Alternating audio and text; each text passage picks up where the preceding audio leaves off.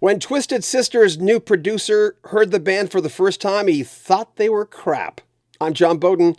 This is Rock History Music, and we talk to engineer producer Stuart Epps, who's worked with Elton John, Robbie Williams, The Firm, Jimmy Page, Led Zeppelin, Paul Rodgers, and a whole bunch more. I was just reading about Dee Snider talking about, what is it called, Widowmaker, this band that he says everything we tried to do after Twisted Sister. And he said, for whatever reason, my fame had run out. And so tell me about working with him. Oh dear.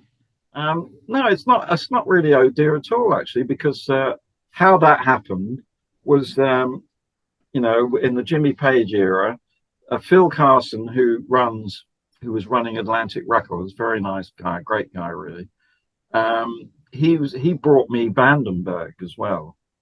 This Dutch band Vandenberg, and we had great success with them, and they were a brilliant band, no doubt about it.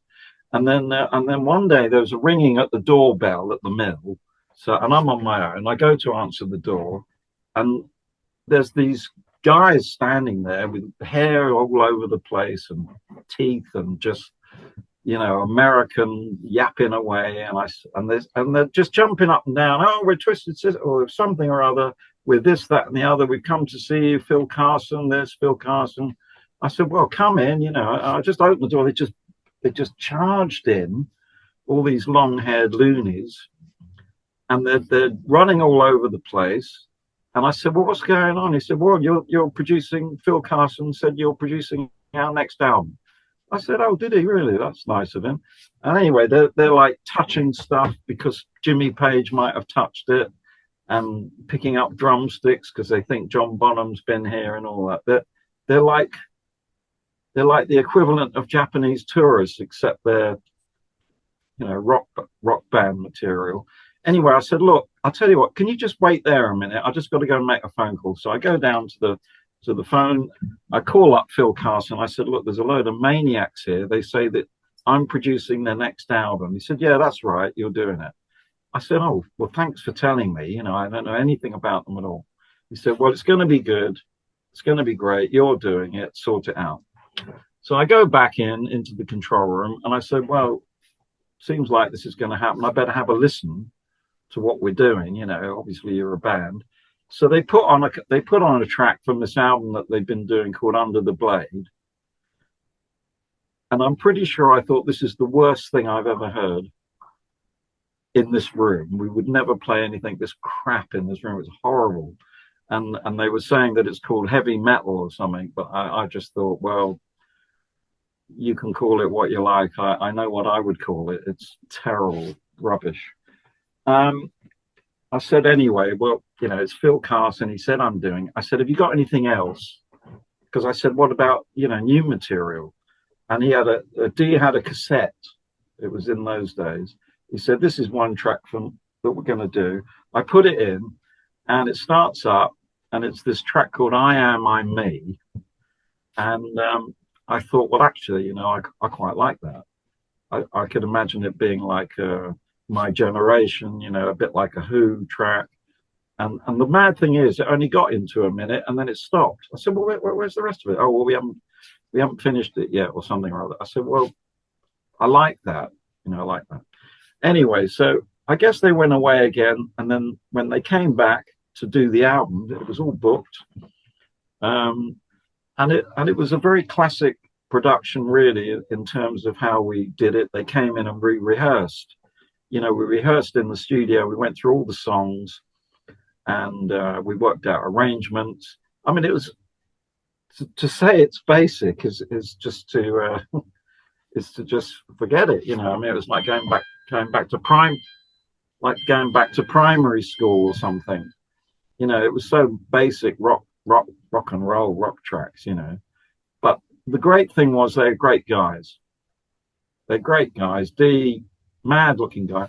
And I used to take them to Cookham High Street, which is a pretty, very English, sedate sort of place. And I'm walking down the street with this guy who looks like,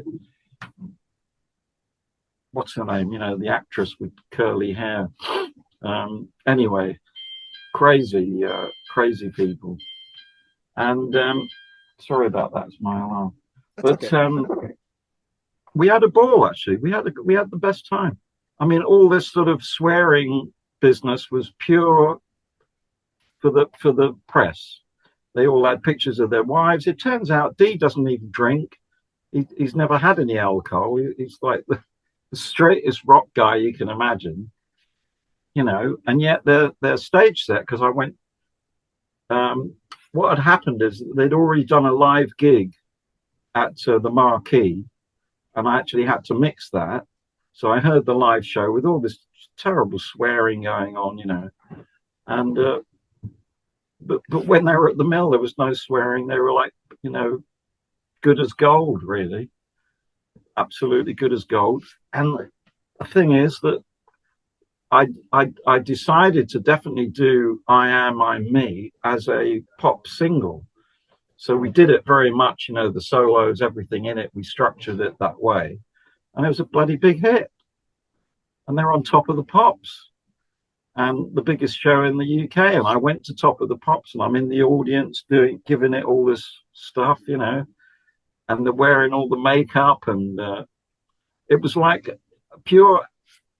You hear about artists. I suppose you would say Elton was like that, but actually, yeah, he used to dress up, but then he used to dress up to go down the shops. I mean, he wasn't really dressing up much more than when he was in normals.